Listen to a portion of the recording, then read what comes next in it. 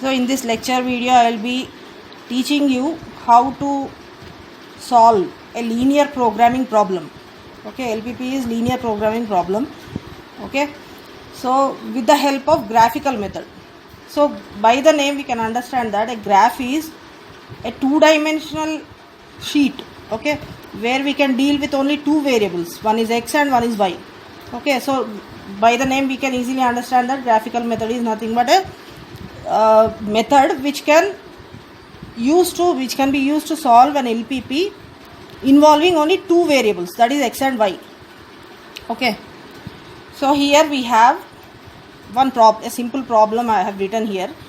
Maximize z is equal to 4x plus 5y. Okay, so here we have only two variables. Whenever we have two variables, it will be easiest. This is the easiest method to solve an LPP. Okay, which involves two variables. So here we have two variables x and y, and z is a function of x and y. So x and y are called decision variables. Okay, it is because we have to decide what x value should be there and what y value should be there, so that the z value can be maximized. Okay, so z cannot be infinity because we are dealing with a real life problem. Z cannot be infinity. Okay, so in real life problem we have so many constraints. We cannot make anything infinity, anything infinite, right? So that's why here we have two constraints. In real life actually more than two constraints will exist actually, but as this is a simple problem, we have two constraints here. Okay, so we have to maximize the z value subject to these two constraints.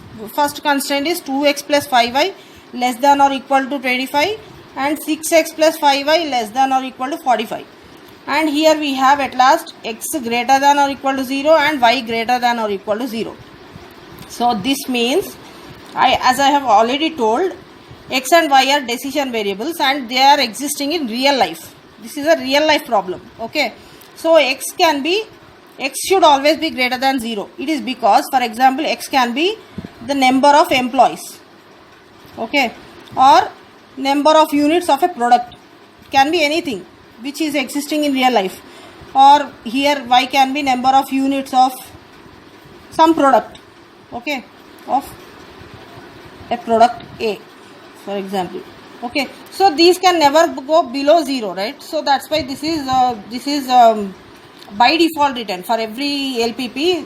These constraints will exist by default. Okay, so these two are called non-negativity restrictions. Non-negativity restrictions. Whereas the above two are called constraints. These two are called constraints. And our objective is to maximize the z value. Okay, so that's why this entire equation is called objective function. It is a function because it is dependent on two variables. Okay, that's why I am writing this equation as objective function. This is called objective function. Okay, now we have to maximize z value subject to all these constraints. Okay, so before proceeding to how to solve using graphical method, I'll first write these two constraints as equations. They are actually inequalities, right? They are less than, there are inequalities. Okay, I'll assume that 2x plus 5y is equal to 25 and 6x plus 5y is equal to 45. Okay, so same thing I have written here. Okay, there I am assuming that these two are equations. Now I will convert these two equations in this form: x by a plus y by b is equal to 1. So I am converting these equations in intercept form. This is called intercept form, right? Okay, so if I do the same thing, I will get two equations of lines in this fashion. So 2x plus 5y is equal to 25 is written in this fashion. 2x divided by 25 plus 5y divided by 25 is equal to 1. Okay, I have converted this equation in this form. Okay, so I got x intercept over here. So I will divide 25 by 2. So x by 12.5, y by 5 is equal to 1. Similarly, the second equation. Okay, these two are the equations, straight line equations. Now I am going to draw these equations on a graph sheet. Okay, I have a graph here. Depending upon the constraint value, intercept values over here, 12.5, 5, 7.5 and 9.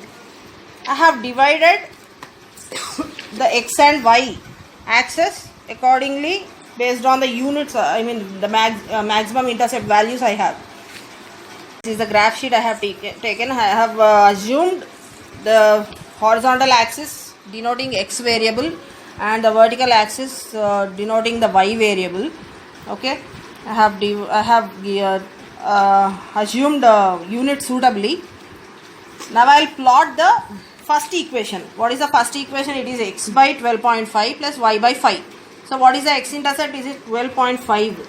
Okay, on x-axis I have to measure 12.5. It is 30 and this is 12.5. Okay, I will mark this point. And what is the other one? Y by 5. This is 5. So I will mark on y. I will mark 5. Okay, so I'll join these 2 points.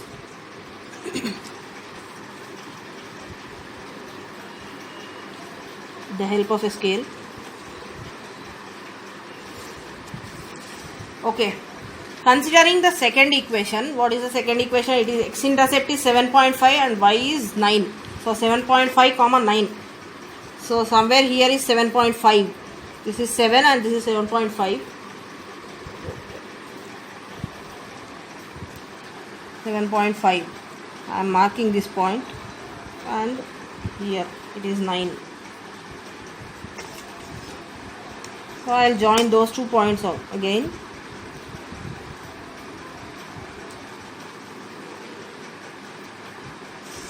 Okay, so this is the first equation, first straight line. What is it? It is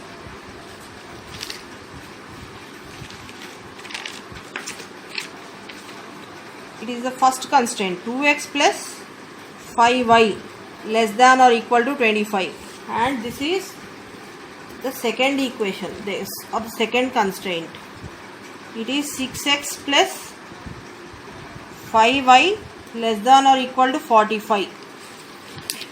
Now coming to the actual problem here, while plotting the graph I have assumed that these two are just equations. Okay, but actually they are inequations, they are inequalities, not equations. Okay, so 2x plus 5y is less than or equal to 25. So here what I have plotted, actually it is 2x plus 5y is equal to 25. So when left hand side value is equal to 25, I will get a straight line. Okay, but the left hand side value, LHS value is always less than or equal to 25, right? So it is towards origin. That means this inequality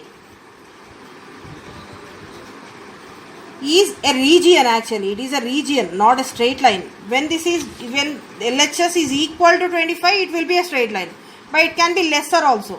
Okay, so it is a region, so it is always pointing towards origin, because there is less than or equal to 0, because when x and y are both equal to 0, the LHS value will be equal to 0. So this is less than 25, right? Okay, so it is pointing towards origin.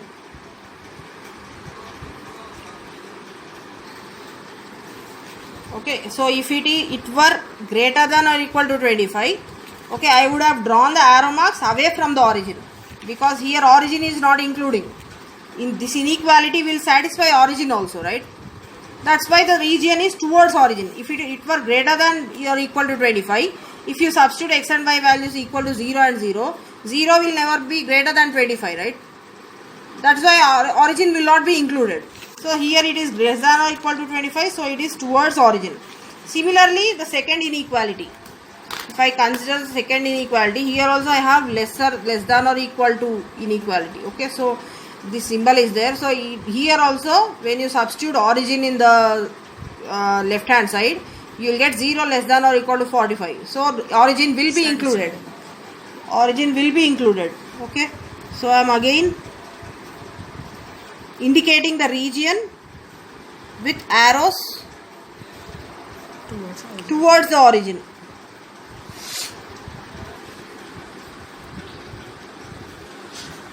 Now I have to identify a region which is bounded by, or which includes both the regions. Okay, so if I consider this particular triangle, okay, only this triangle, the topmost triangle, there only red region is there, blue region is not there. Okay, so this is not a common region which is bounded by two regions. Okay, which contains both the regions. Now when I consider this particular triangle, okay, only this much triangle, there is only blue region. Okay, so red region is not there.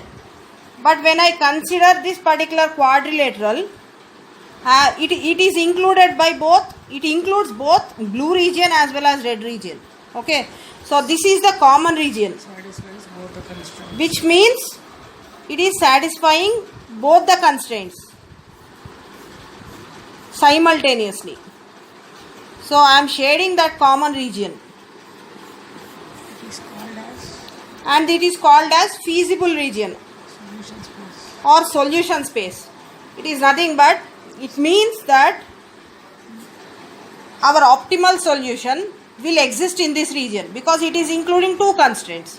Whenever, if you consider the other two triangles, it is considering only one constraint, but in actual problem we have two constraints, right? So this is the only region which includes both the constraints. Okay, it takes into consideration both the constraints. Okay, so this is called feasible, this is called solution space. So this common region not only includes the two constraints, okay, but it is also